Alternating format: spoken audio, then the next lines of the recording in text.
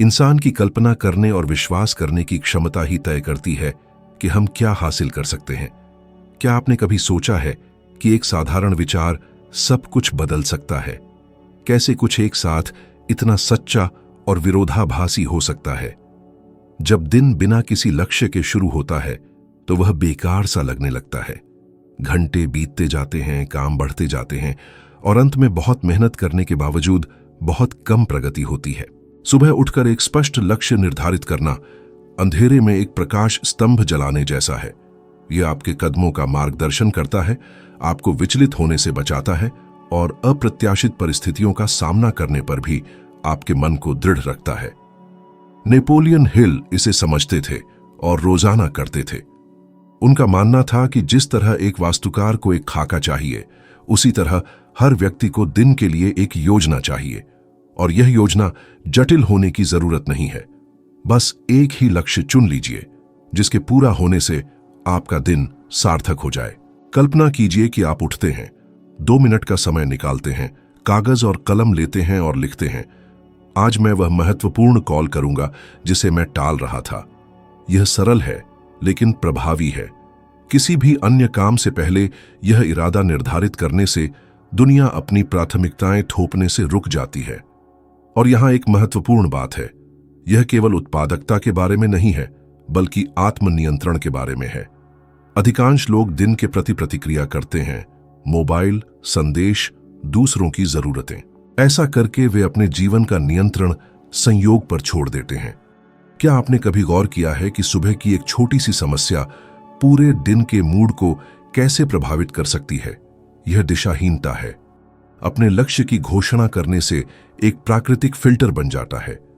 विचलित करने वाले कमजोर हो जाते हैं, निर्णय लेना आसान हो जाता है और नियंत्रण की भावना बढ़ जाती है। हिल ने इसे गहन रूप से महसूस किया जब उन्होंने महामंदी के दौरान अपनी सबसे प्रसिद्ध पुस्तक लिखी थी।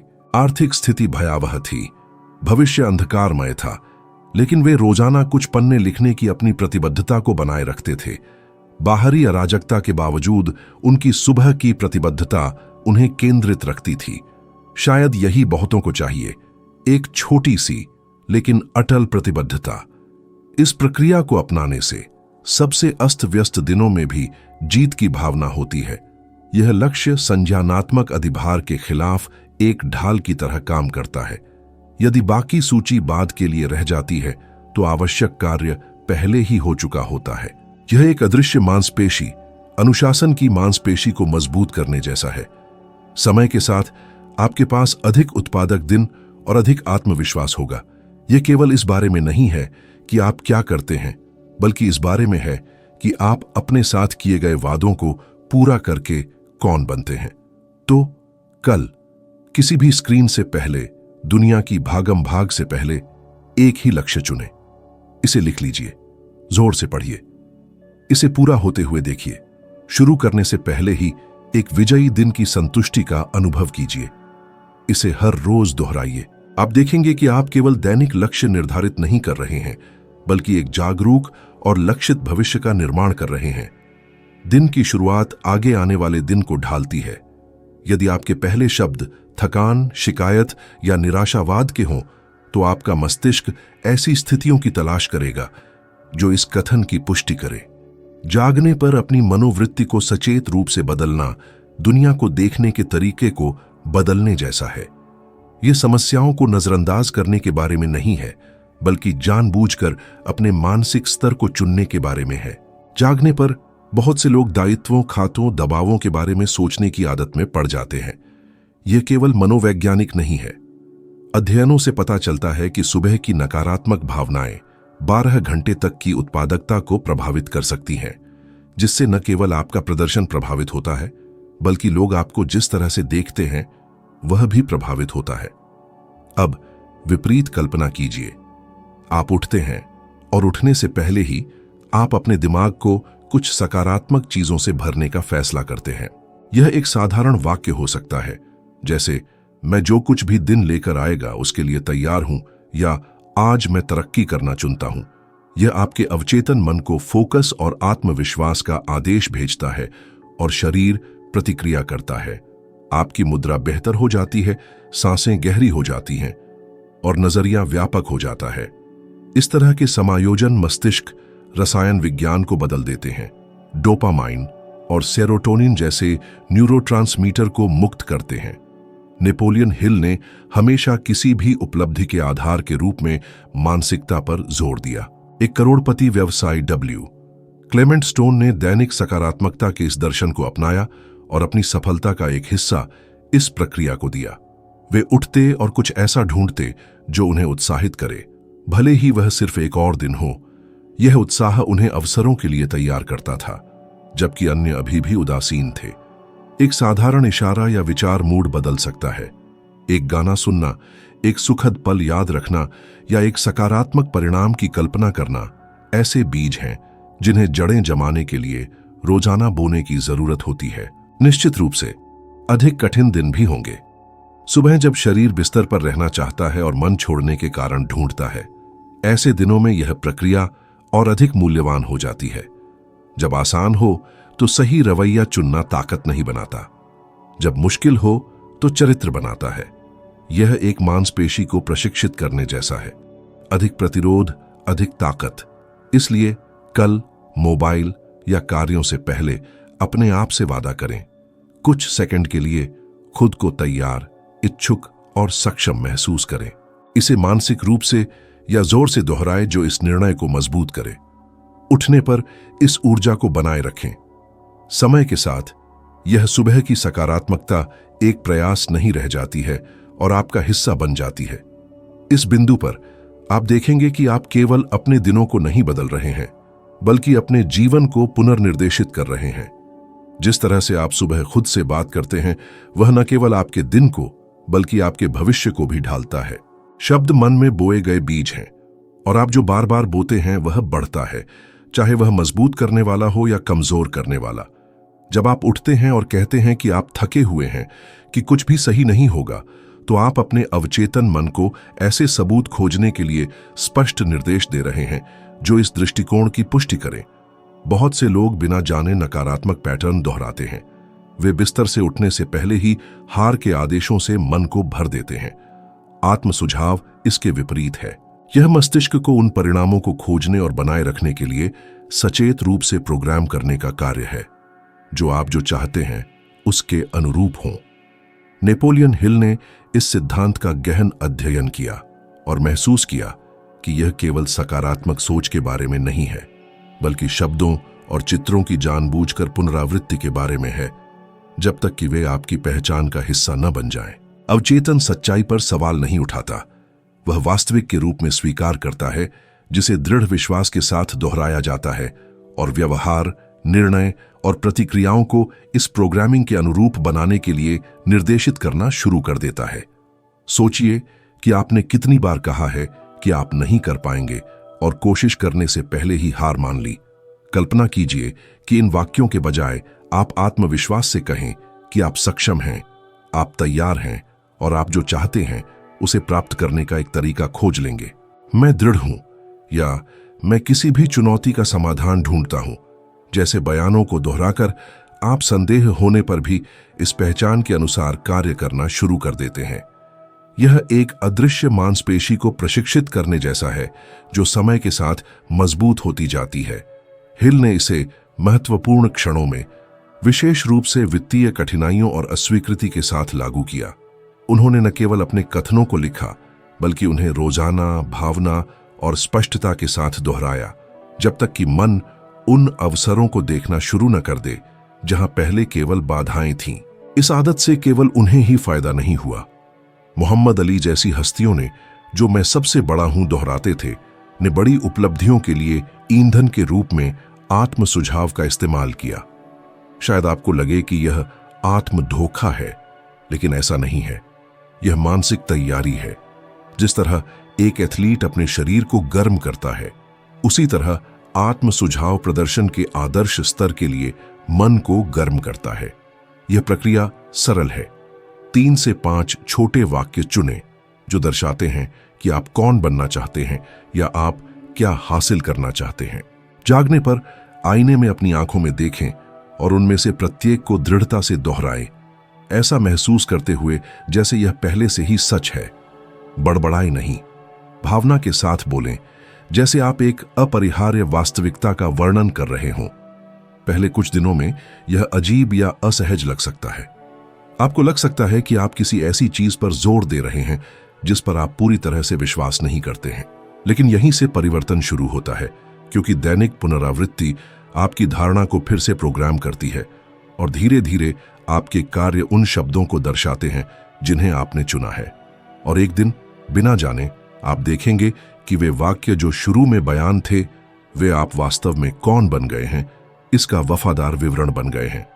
सुबह कुछ मिनट कुछ नया सीखने के लिए निकालना अपने दिमाग के इंजन में उच्च ऑक्टेन ईंधन डालने जैसा है, इससे पहले कि आप दिन शुरू करें। यह जटिल या लंबा होने की जरूरत नहीं है, इरादा महत्वपूर्ण है।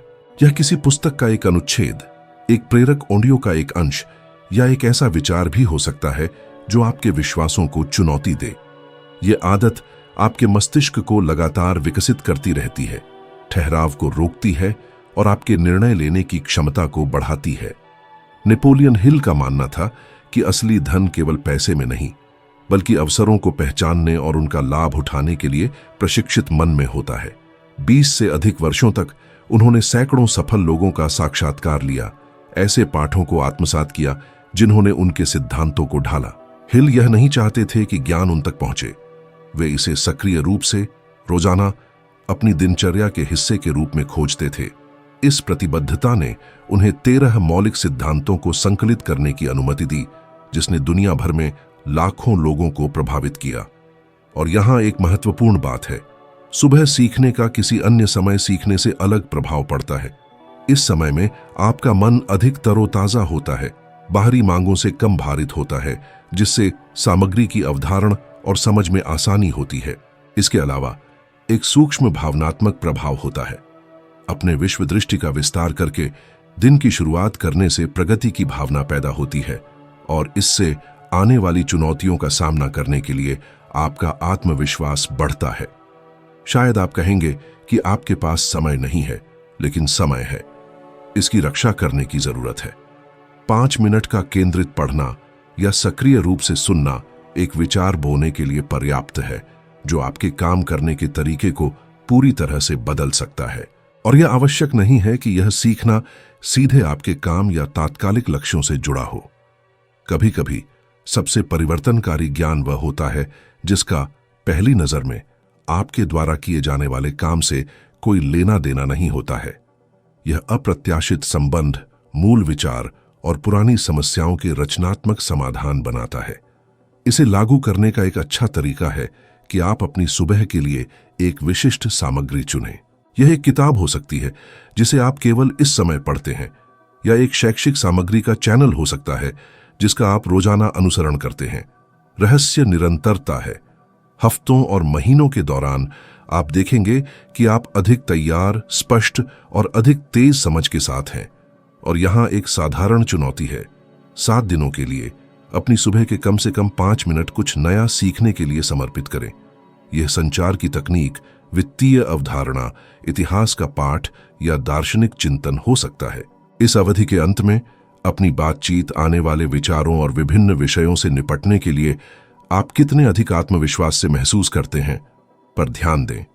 यह छोटा दैनिक निवेश न केवल आपके ज्ञान को समृद्ध करेगा, बल्कि यह भी ढालेगा कि आप दुनिया को कैसे देखते हैं और दुनिया आपको कैसे देखती है। सुबह एक छोटे से ठोस कार्य को करने की एक स्पष्ट योजना होना आपके जीवन में गति पैदा करने के सबसे प्रभावी तरीकों में से एक है। यह बड़ा होने की जरूरत नहीं है, घंटों की जरूरत नहीं है, लेकिन यह विशिष्ट और कार्यान्वित करने योग्य होना चाहिए। यह सरलता ही है जो आदत को इतना शक्तिशाली बनाती है। दिन की शुरुआत कुछ परिभाषित करके करने से, भले ही वह छोटा हो, आपका मस्तिष्क इसे जीत के रूप में व्याख्या करता है और यह प्रारंभिक भावना कार्य करना जारी रखने के लिए एक प्राकृतिक आवेग पैदा करती है। यह डोमिनोज का पहला टुकड़ा धकेलने जैसा है। यह छोटा हो सकता है, लेकिन यह एक श्रृंखला को शुरू करता है जो पूरे परिदृश्य को बदल देता है। अधिकांश लोगों की सबसे बड़ी गलती यह है कि वे अनंत कार्यों की सूची में डूबे हुए उठते हैं। एक बार में सब कुछ करने की कोशिश में वे अपना ध्यान खो देते हैं ऊर्जा बर्बाद करते हैं और दिन थके हुए समाप्त करते हैं, लेकिन कुछ भी वास्तव में महत्वपूर्ण नहीं करने की भावना के साथ। एक ही ठोस कार्य इरादे से चुना गया इसे बदल सकता है। यह प्रक्रिया न केवल ध्यान को निर्देशित करने में मदद करती है, बल्कि इतनी मांगों के सामने उत्पन्न होने वाली चिंता को भी कम करती है। उदाहरण के लिए, कल्पना करें कि आज आपका छोटा कार्य एक महत्वपूर्ण ईमेल भेजना है जिसे आप हफ्तों से टाल रहे हैं। इससे कोई फर्क नहीं पड़ता कि आपकी बाकी योजना कितनी भरी हुई है। यह विशिष्ट कदम आपको पहले से ही अधिक नियंत्रण में महसूस कराएगा। यह अपने आप से कहने का एक तरीका है, मैं तय करता हूं कि क्या प्राथमिकता है, परिस्थितियां नहीं। और यह मानसिकता हर रोज दोहराई जाती है, प्रतिक्रिया के बजाय सक्रियता का एक मानसिक पैटर्न बनाती है। नेपोलियन हिल का मानना था कि सफलता छिटपुट बड़े छलांग का परिणाम नहीं है, बल्कि स्पष्टता और उद्देश्य के साथ किए गए छोटे छोटे लगातार कार्यों का है। वे जानते थे कि आप जो करने का प्रस्ताव रखते हैं उसे पूरा करने में अनुशासन, भले ही वह कुछ सरल हो, आत्मविश्वास को मजबूत करता है। क्योंकि अंत में हर बार जब आप अपने द्वारा चुने गए कार्य को पूरा करते हैं तो आप खुद को साबित करते हैं कि आप अपनी योजना का पालन करने में सक्षम हैं। यह छोटा कार्य आपके दिन के लिए एक लंगर के रूप में भी कार्य करता है। जब विचलित करने वाले आते हैं, और वे हमेशा आते हैं, आपको पहले से ही प्रगति की भावना होती है। यह पूरी तरह से बदल देता है कि आप बाकी घंटों को कैसे संभालते हैं। ऐसा है जैसे अराजकता के सामने भी दिन का एक हिस्सा पहले ही जीत लिया गया है, और यह अंत में निराशा से बचाता है जब आपको पता चलता है कि आप व्यस्त थे लेकिन उत्पादक नहीं। शुरू करने का एक अच्छा तरीका यह है कि सोने से पहले तय करें कि अगले दिन के लिए यह कार्य क्या होगा। इसे लिख लीजिए और दिखाई देने वाली जगह रख दीजिए। जागने पर इसे देखें और इसे पूरा करने के क्षण की कल्पना करें। यह मानसिक पूर्वानुमान निष्पादन की संभावनाओं को बढ़ाता है, और जब आप इसे पूरा कर लें तो उपलब्धि को पहचानें, भले ही यह छोटा लगे। यह सत्यापन आदत को मजबूत करता है और इसे और अधिक सुखद बनाता है। यदि आप इसे हर रोज लागू करते हैं तो आप कुछ अनोखा देखेंगे। धीरे धीरे ये छोटे छोटे कार्य जमा होते हैं और ऐसे परिणाम उत्पन्न करना शुरू करते हैं जो पहले दूर लगते थे। आपको एक ही बार में सब कुछ बदलने की जरूरत नहीं है। आपको केवल यह तय करने की जरूरत है कि आज आप किस डोमिनोज के पहले टुकड़े को गति में लाएंगे, और फिर कल दूसरा चुनना है। यह पुनरावृत्ति प्रगति की एक लय बनाती है जो न केवल आपके दिनों को, बल्कि जिस तरह से आप अपनी क्षमता को देखते हैं उसे भी बदल देती है।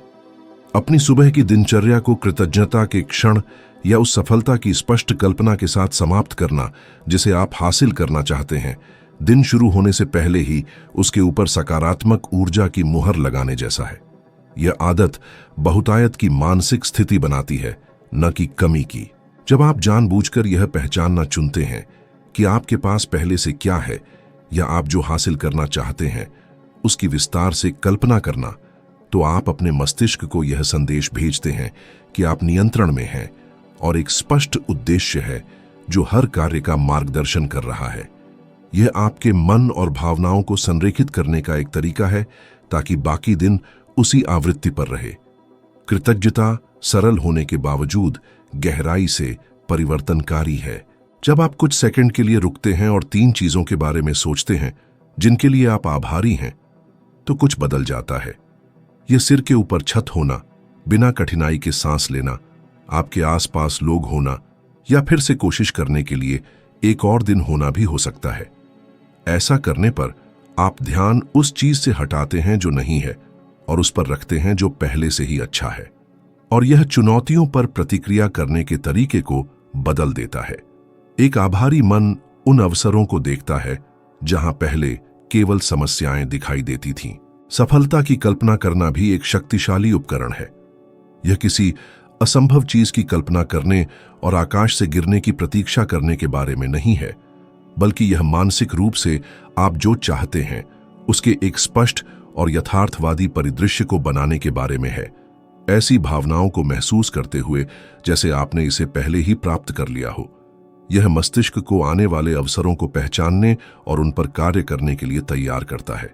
जब आप कल्पना करते हैं तो मस्तिष्क के समान क्षेत्र सक्रिय होते हैं, जो तब सक्रिय होते हैं जब आप वास्तव में उसे जी रहे होते हैं, और यह उस छवि के अनुरूप कार्य करने के लिए आपके आत्मविश्वास को मजबूत करता है जिसे आपने बनाया है। नेपोलियन हिल ने बड़े अनिश्चितता के क्षणों में कृतज्ञता और कल्पना का उपयोग किया। वे जानते थे कि भले ही वास्तविकता प्रगति के संकेत न दिखाए, लेकिन स्पष्ट दृष्टि और पहले से ही जो है उसके लिए कृतज्ञता की भावना को बनाए रखना हिलने डुलने से बचाने के लिए आवश्यक था।